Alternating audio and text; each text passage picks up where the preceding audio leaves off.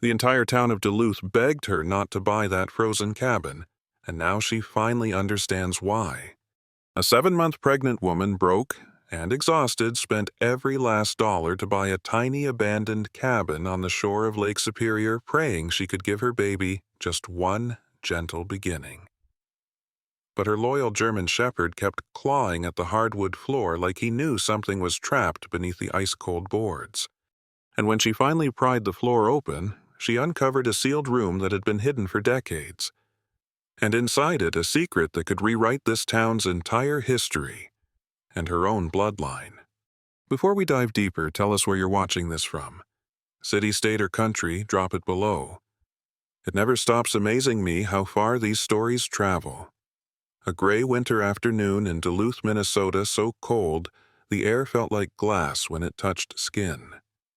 Emily Carter stood in front of the cabin she'd just bought, a tiny structure of old cedar boards facing the endless frozen vastness of Lake Superior, her breath turning into white smoke as she exhaled.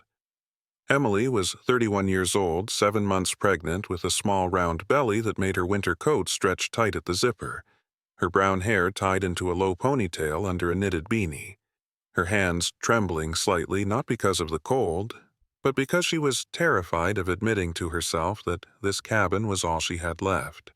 Her skin was pale from months of malnutrition and stress, her once bright eyes now dim with exhaustion. She had lost weight instead of gaining the typical pregnancy softness, because she had been living in her car for nearly 10 weeks after her divorce, eating gas station sandwiches, sleeping in parking lots, silently wondering every night whether she had ruined her baby's future before she even brought her child into the world. Beside her, Rex, her 7-year-old German shepherd with thick black and tan fur and deep intelligent eyes, circled nervously, his ears pinned back against the wind, his nose twitching at scents only dogs understood. Rex had been her only companion since her ex-husband Daniel kicked her out of their house, and Rex had become protective in a way that was both comforting and eerie, because sometimes Emily wondered if the dog sensed things before they happened. Emily pushed the creaky front door open, and immediately a metallic smell hit her. Subtle but unmistakable, like rusted iron or blood drying on a blade. She swallowed hard and forced herself to remain rational, telling her mind it could be mold nails.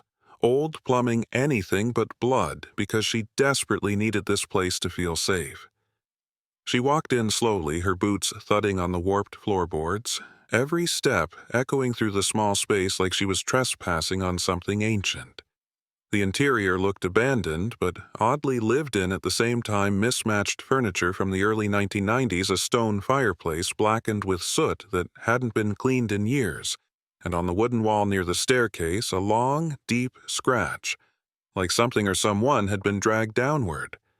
Emily placed a hand on her belly instinctively, as if protecting the life inside her from something invisible in the air. Her baby kicked in response, a strong jab beneath her ribs that made her catch her breath. She whispered softly to her belly, a strange habit she had developed during long, lonely nights in the car. "It's okay, baby girl. We're safe now," but the words felt hollow because she wasn't sure she believed herself. Rex sniffed along the base of the staircase and then suddenly growled low, deep in his chest, a sound Emily had only heard from him when he sensed danger. Emily forced her legs forward, her knees trembling, and she stood in the middle of the living room staring at the floorboards that had dark stains near the edges. Stains she tried to convince herself were just water damage, but her mind, trained by fear and desperation, made the connection anyway. She had always been the kind of woman who could rationalize everything. She used to be logical, used to be the kind of person who made lists, categorized risks, chose the safest options. But after the divorce, after being betrayed by a man who once swore he loved her, she no longer trusted logic. Daniel had been charming in public, a handsome 34-year-old business consultant with sharp jawline, trimmed beard, expensive shoes, a man who everyone thought was kind, but behind closed doors, whenever he drank, his eyes turned cold and he became cruel. And the final fight, when he accused her of ruining his life with a pregnancy he never wanted, had ended with him throwing her suitcase on the curb in the middle of a snowstorm.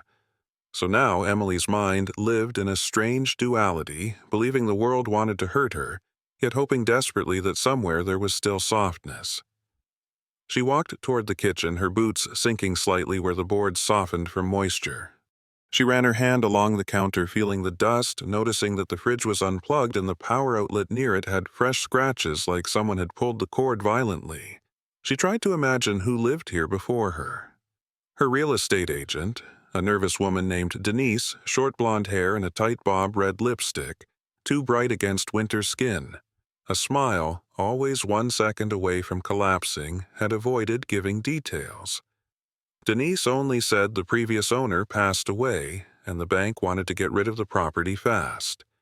Denise spoke too quickly, avoided eye contact, kept checking her phone. Emily remembered thinking Denise looked like a woman who was hiding something. Her posture stiff, her smile fake, her tone like she needed to close the deal before she lost nerve. Emily kept walking, trying to calm herself, telling herself she could make the cabin warm, she could clean it, she could give her unborn baby a soft blanket, a room with a view of the lake. She imagined rocking her daughter to sleep here, imagined Rex lying beside the crib keeping watch. She needed to believe in that picture. Without that picture, she would collapse. Suddenly, a cold gust rushed through the hallway as if a window had opened somewhere in the back of the house. Emily turned sharply, her heart pounding, and saw the door leading to the basement slightly ajar, even though she could have sworn it had been shut. Rex walked toward it, his tail low, his muscles tensed, and Emily whispered, "Rex, stay," but Rex kept staring down the stairwell into pitch blackness. Emily felt something inside her chest tighten. Not panic exactly, but a recognition like this house had been waiting for her. The silence around her wasn't the silence of emptiness, it was the silence of something holding its breath. She forced herself to breathe slowly, she forced herself to imagine she had control. She whispered to herself that everything was going to be okay. But every instinct inside her primal ancient was screaming that something beneath her feet was alive. Yet she stood her ground anyway because there was no turning back. She had nowhere else to go. She closed the basement door, leaned her weight against it, and whispered to her unborn daughter one more time, "We are safe. We are safe." But she knew on some level she would never admit out loud that this house would demand a price, and that whatever secrets lived under these frozen floorboards were not done with her yet. The second night in the cabin was colder than the first, and the wind off Lake Superior seemed to carry voices with it like the lake wasn't just water, but memory and scream. Emily Carter sat in the middle of the living room with her knees pulled up as much as a 7-month belly allowed, wrapped in 2 layers of blankets she found in the coat closet. Her breath fogging even inside the house, the old heater rattling in a dying mechanical rhythm. Rex lay beside her, at first his thick black and tan fur rising and falling with each breath as he tried to sleep, but every 15 or 20 minutes he would lift his head sharply and stare toward the fireplace, ears up, nose twitching the fur behind his shoulders, bristling slightly. Emily watched him each time, fear slowly grinding into her bones because Rex was not a skittish dog. He was a confident 7-year-old German Shepherd with strong posture and powerful legs, a dog trained to protect and not panic. Emily whispered to herself that maybe raccoons had gotten inside the walls, or maybe mice she needed rational explanations to keep her mind from splitting. She was losing the ability to distinguish a reasonable fear from the creeping paranoia that had been taking root ever since her life fell apart. In the morning, she forced herself to focus on practical tasks, because logic served as a survival raft when emotions threatened to drown her. She boiled snow on the stove because the pipes still wouldn't deliver running water, and she made a grocery list even though she barely had money left. She fed Rex what little dog kibble she had brought, promising herself she would buy more later. Then she ventured into town. Downtown Duluth was small and quiet this time of year, the streets lined with gray ice, the lake wind sneaking like a thief through every open doorway. She stopped at the hardware store partly to buy batteries and partly to talk to another human being just to remind her brain she wasn't trapped in isolation entirely. Inside the store was a man with a heavy build, thick shoulders, and a heavy brown beard, probably late 30s, wearing a thick flannel shirt and snow pants with weather-burned skin and narrow eyes like someone who had spent his whole life in northern winters. His name tag read, Nick Henderson. Nick noticed her immediately, partly because she was a new face in a small town, partly because she was obviously pregnant and alone, and partly because she lingered by the section of tools without really grabbing anything. Nick walked over with a slow, cautious gait, his big hands still dusty with sawdust. He was the kind of man who analyzed a person before speaking. Emily could see that in his eyes he wasn't unfriendly, but he had the wary demeanor of someone who had once trusted the wrong person and learned never to give information away too easily. "Need help?" he asked, his voice deep, steady, and surprisingly gentle.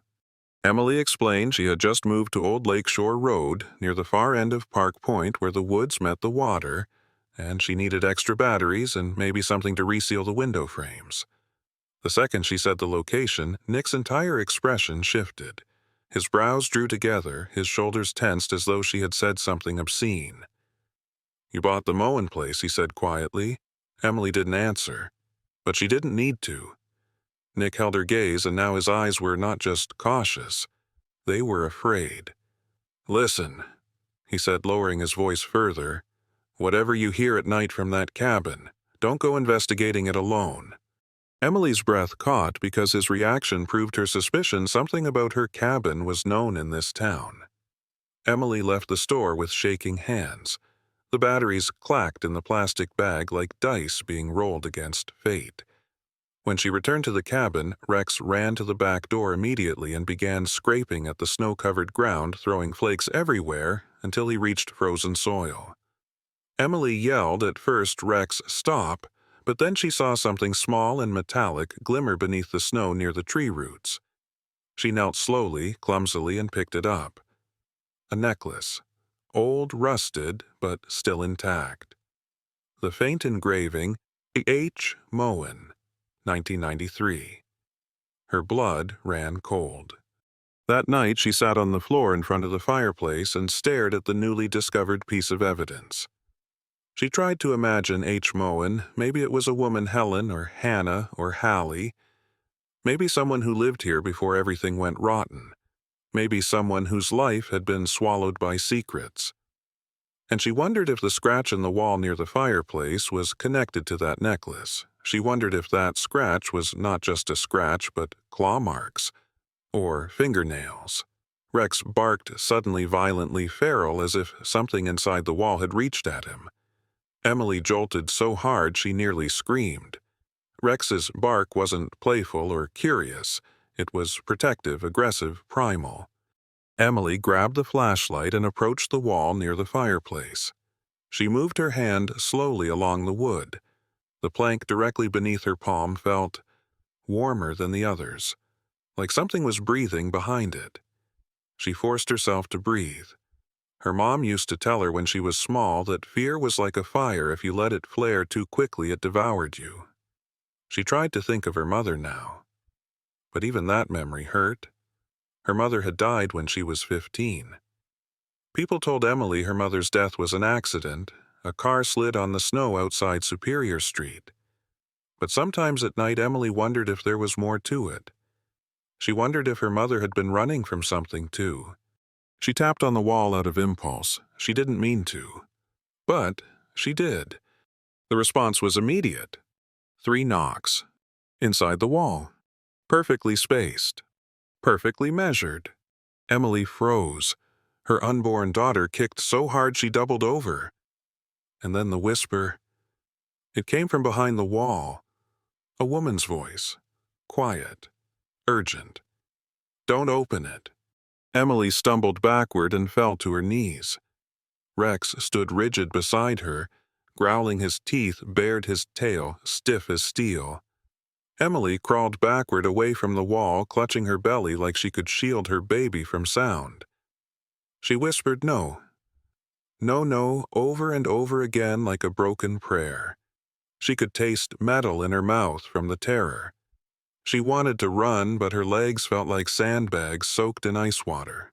She slept downstairs that night with all of the lights on the flashlight under her pillow. Rex sleeping by the door like a soldier guarding a queen. But even as she closed her eyes, she knew the truth like a silent verdict. Something inside this cabin was not done speaking. And now that it had spoken to her, it would not stop. The morning after the whisper, Emily Carter woke up with her heart already racing before her eyes even opened, like her body remembered the terror before her thoughts caught up. She forced herself up, fingers numb belly tight beneath her oversized pajama shirt. She was so used to being in survival mode that her first instinct wasn't even fear, it was to fix something, anything to feel like she wasn't merely prey inside this cabin. The heater had been failing since she moved in. The air kept dropping to near freezing every night, and she knew she needed someone to check the pipes and furnace before she froze in her sleep, so she called the first listing she could find on her barely there cell signal. After noon, a truck pulled into her snowy driveway, its engine coughing out steam. The man who climbed out looked like Duluth winter carved him out of the actual lake rocks.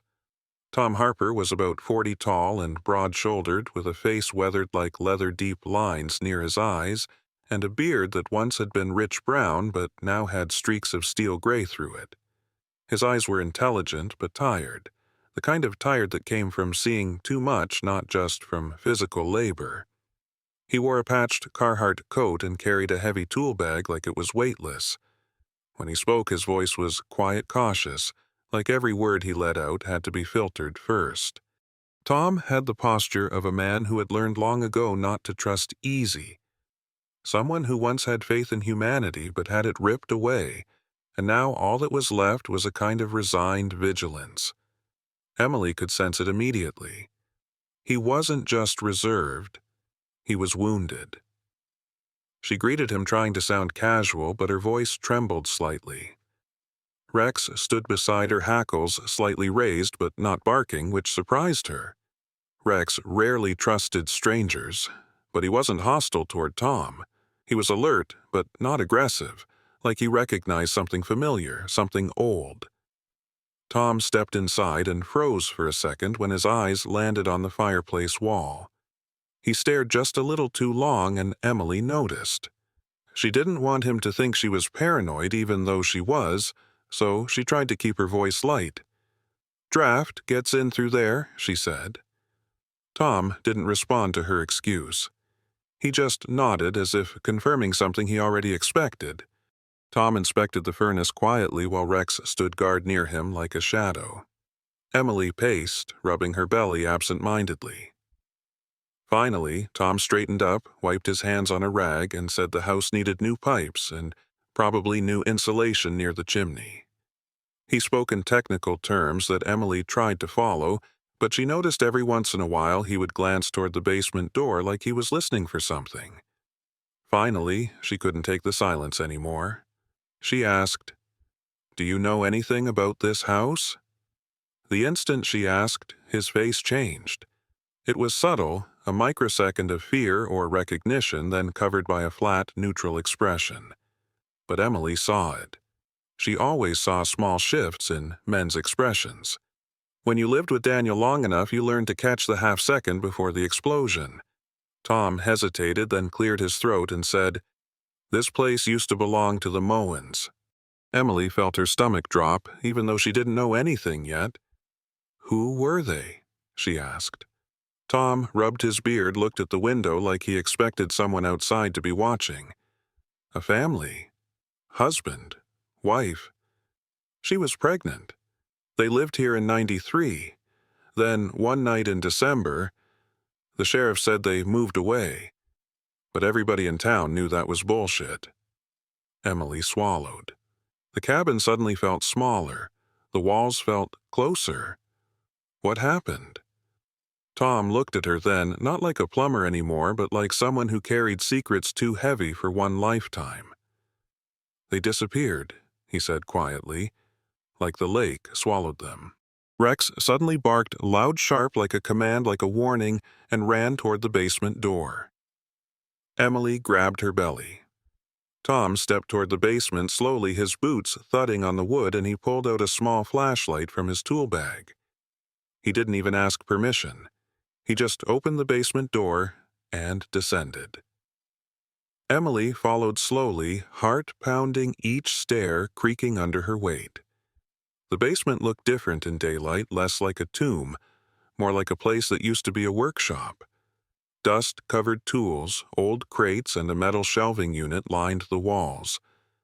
But something near the far corner caught Emily's eye, a wooden trunk with rusted hinges nearly camouflaged under cobwebs. Rex sniffed it aggressively. Tom approached the trunk, cautiously knelt, and brushed away dust. When he cracked it open, the air that rushed out was stale, trapped for decades. Inside were stacks of old photographs, the black and white kind, printed on thick paper with scalloped edges. Tom picked one up and held it toward the dim light. Emily leaned closer. A woman stood in the snow near the same cabin belly, visibly pregnant, staring into the camera with an expression that was almost terrified but trying not to show it. And beside her was a large German shepherd identical to Rex. Same fur patterns, same shape, same eyes. Emily's lungs closed. She flipped the photograph over. Handwriting scratched on the back, Winter Duluth 93, H. Moen.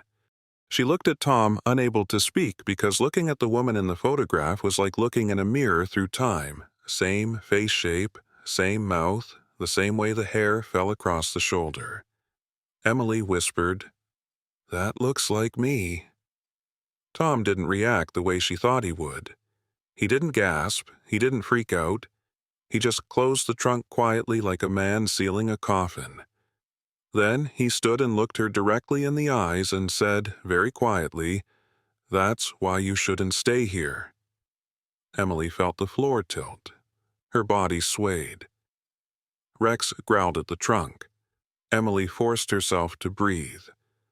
"Why would someone who looked like me be here 30 years ago?" she asked, voice barely audible. Tom moved toward the stairs. "There are families in this town that go back generations. Some bloodlines run in circles. Sometimes you find the same story repeating itself." Emily reached out and grabbed his coat sleeve. "Tell me what you're not saying." Tom hesitated, jaw-tightening eyes flicking toward the basement ceiling like he was afraid the house itself was listening. Then he said only this house doesn't let go of certain women. He left without charging her, without asking for money, without giving her a receipt. He just said he would return in 2 days to check the furnace again, but his voice held zero confidence that she would still be here by then.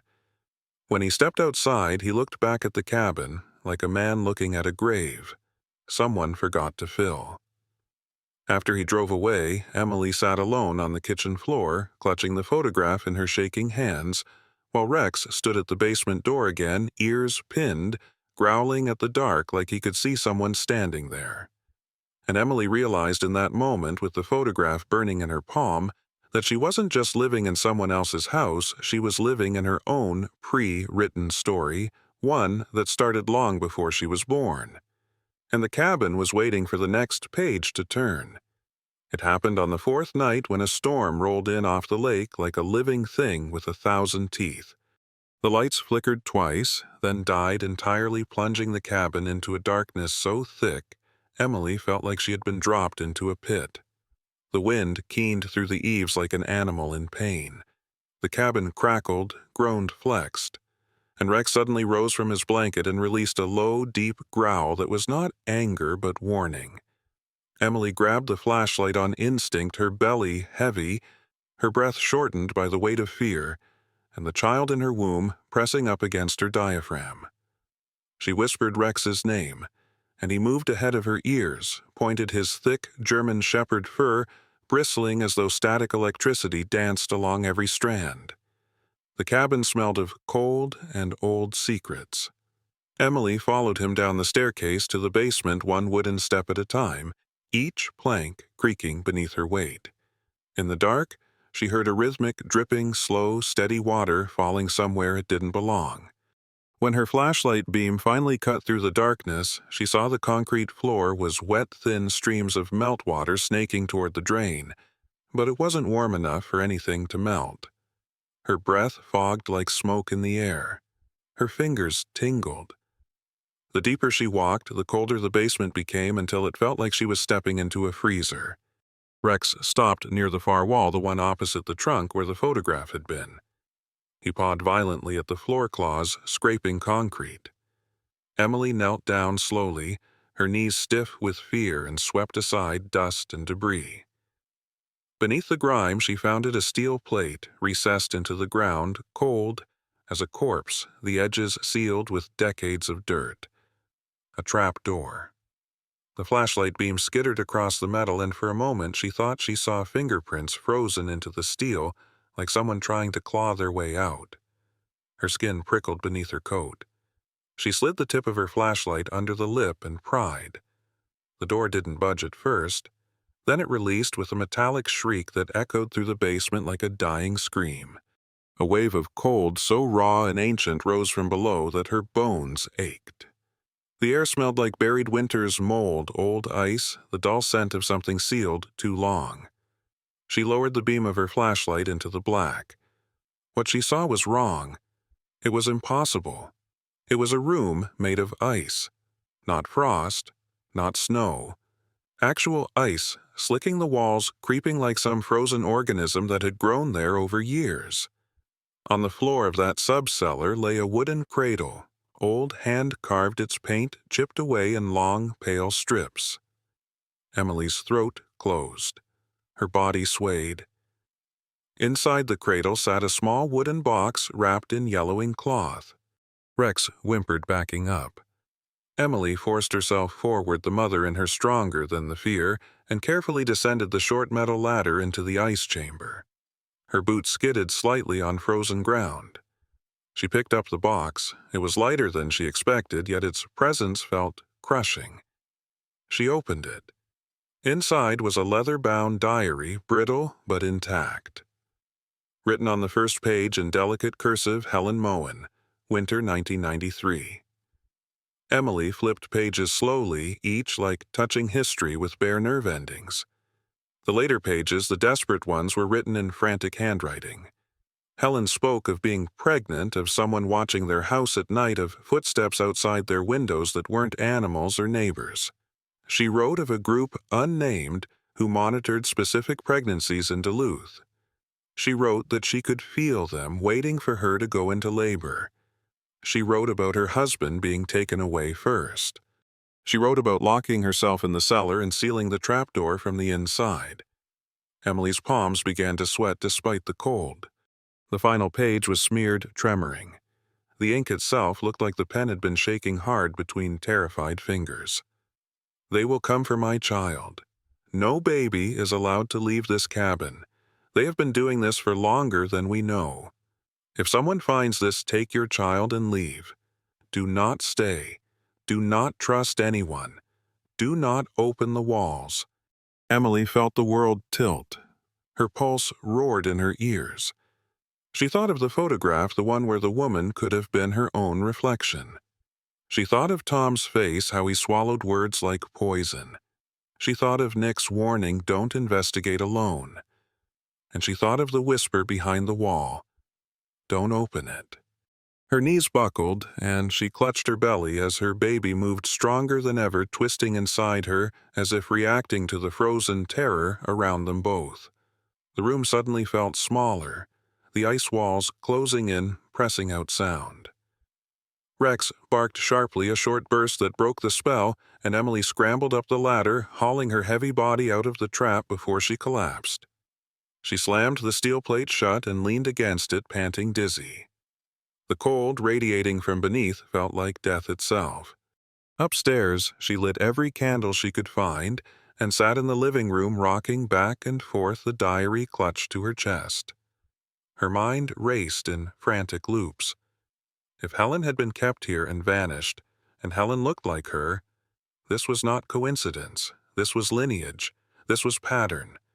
Something had been happening here for decades, maybe generations, to women like her, maybe to her blood. And the chilling thought took root like a needle of ice. What if coming here was not accident but destiny engineered? That night, as she tried to sleep on the couch, exhausted beyond human limits, she thought she heard the faintest crying echoing through the vents. Not a groan voice, not a woman's whisper, but the soft, hungry cry of a newborn. And she remembered the words in the diary. No baby is allowed to leave this cabin. Emily covered her belly with both hands and sobbed silently because for the first time since she arrived, she understood this was no haunting. This was surveillance, and her due date was approaching. The next night, the storm trapped the cabin under a suffocating white shroud. Snow fell sideways in thick blades, slamming against the windows like handfuls of glass being thrown by the wind. The pressure of the storm felt living, like a beast pacing the perimeter of the house, waiting for the right moment to break in. The cabin groaned as if it knew the end of something was near. Emily Carter sat on the couch with every candle she owned lit around her like a circle of fragile fire. The diary of Helen Moen open beside her. Rex lying at her feet with his ears flattened, his fur stiff, his body in a low crouch like a wolf preparing for an ambush. Emily's breath was shallow.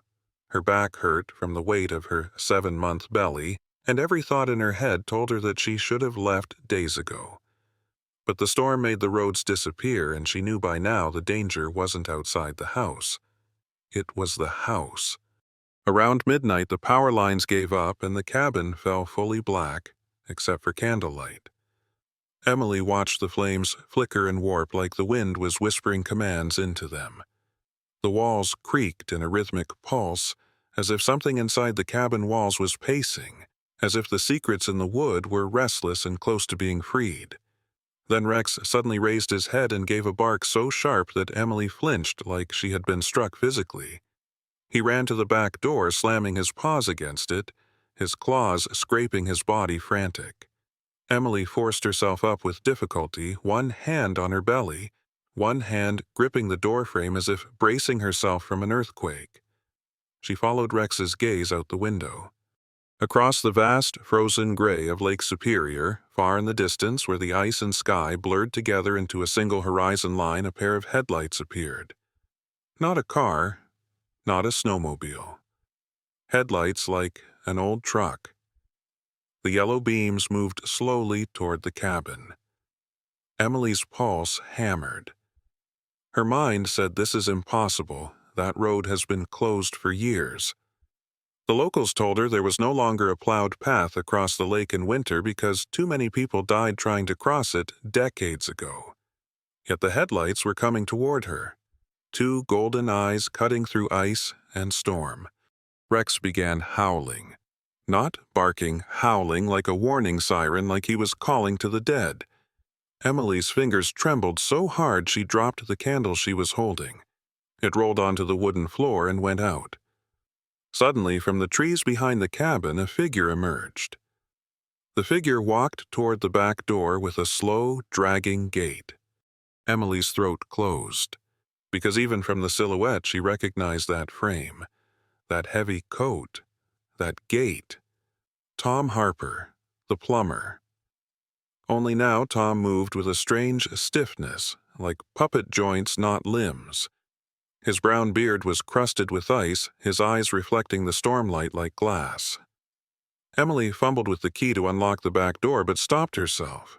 This was not Tom the way she last saw him. His face was slack, his mouth slightly open, like he was caught mid-sentence, frozen in a nightmare. He stepped closer, snow swirling around him, and he spoke in a hoarse voice that did not sound like a living man's voice anymore. His lips barely moved. The words were like air seeping through a cracked grave. "Helen, you're alive." Emily stumbled backward so quickly she almost fell to her knees. She pressed her back to the wall, and Rex positioned himself between her and the door, teeth-bared muscles ready to fight. Tom's gaze was empty and hollow, like something dark was behind his eyes, using him as a mask. The headlights from the frozen lake grew brighter, reflecting off the frozen panes of glass, and in their glow, Emily saw something she wished she had not. The ice of the lake was cracking spiderweb fractures spreading out from the direction of the headlights. Something was coming out. The cabin floor suddenly vibrated. A groaning noise rose from beneath the foundation like the earth itself was splitting. Emily heard the unmistakable sound of ice breaking beneath the basement, followed by a distant creak, like the steel trap door was being pushed from below. She screamed Rex's name, and he bolted down the stairs, claws scraping, barking with fury. Emily followed, stumbling, grabbing the railing. In the basement, the steel trapdoor in the floor heaved upward with a violent snap, like something inside the ice cellar had exploded outward. Through the crack, Emily could see it, the frozen walls had shattered, and beneath the ice embedded into the concrete like a fossil, she saw the shape of a woman lying under the floor. Belly, swollen eyes wide open, staring straight up at her. The woman had Emily's face. Her baby kicked hard. She screamed. The world went black. In the morning, when the storm finally relented, the sheriff's department from Duluth arrived after a neighbor reported seeing strange lights across the lake. They found the back door of the cabin wide open, snow blown in a wide arc across the living room. They found paw prints and boot prints leading all the way across the frozen lake, footprints that ended abruptly at a place where the ice had melted into dark open water as if swallowed in the night. There was no body, no sign of Emily, no sign of Rex. The house was abandoned. The trapdoor sealed shut as if it had never been touched. Weeks later, a retired fisherman named George Sanders, a thin 70-year-old man with white hair and skin burned red by a lifetime of winter, told the sheriff he had seen something that same night, a faint golden light moving slowly across the lake like an old truck's headlights. But when investigators checked satellite and drone footage, there was nothing there. And every winter since then, locals swear they can still hear a distant dog barking from the middle of the lake when the storms come. They see a small yellow light flickering across the frozen horizon, and they whisper in bars and gas stations that there are some houses in Duluth that don't take kindly to women leaving, especially not women carrying a child. In the end, maybe this story was never just about a haunted cabin or a tragedy frozen under the ice, or a woman who vanished with her loyal dog. Maybe it was about the invisible line between the seen and unseen, the same thin veil we all live behind every single day. Because there are things out there we don't fully understand. Forces older than the towns we build, older than the maps we draw, older than the silence of winter itself. And for those who believe even the smallest grain of faith can become shelter in the darkest night. Maybe God sometimes puts His warnings in front of us long before we recognize them. Maybe His miracles don't always arrive as bright lightning. Sometimes they arrive as a quiet instinct inside your chest, a whisper that says, stop, or a sudden shiver that says, turn back, or the strange way your dog growls when there is no one in the room. Heaven speaks softly. The danger is that most people don't listen. So tonight, may God protect every home watching this right now. May He cover your house with peace, your mind with clarity, and your family with protection. And if this story touched you, share it. Comment below where you're watching from. And subscribe so you don't miss the next story. Because miracles still happen in this world, sometimes in bright daylight, sometimes in the dark, and sometimes in places just like the one you're living in now.